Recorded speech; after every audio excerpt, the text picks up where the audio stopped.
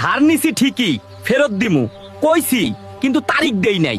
আগে পেট বাঁচাই, পরে দেখা যাইব ইনশাআল্লাহ। জঙ্গলে থাকতো এক শিয়াল।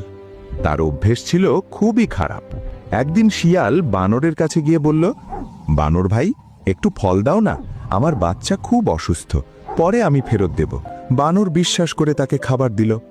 পরের দিন শিয়াল গেল হরিণের কাছে, বলল, ভাই, আমার খুব জ্বর, একটু ফলমূল পেলে ভালো হতো, পরে ফেরত দেব। হরিণও বিশ্বাস করে খাবার দিল, কিন্তু শিয়াল মনে মনে বলল, আজ খাবার নিয়েছি, আর কোনোদিন ফেরত দেব না। কিছুদিন পর হরিণ আর বানর খাবার চাইতে এলে শিয়াল অস্বীকার করল, বলল, আমি তো কখনো তোমাদের কাছ থেকে কিছু নেইনি, তোমাদের চিনিও না। এই বলে সে চলে গেল। একদিন শিয়ালের বাচ্চা সত্যিই খুব অসুস্থ হয়ে পড়ল। শিয়াল সবার কাছে সাহায্য চাইল, কিন্তু হরিণ আর বানর বলল, তুই তো সবসময় মিথ্যে বলিস, তোকে আমরা বিশ্বাস করি না। ওষুধ আর খাবারের অভাবে শিয়ালের বাচ্চা মারা গেল।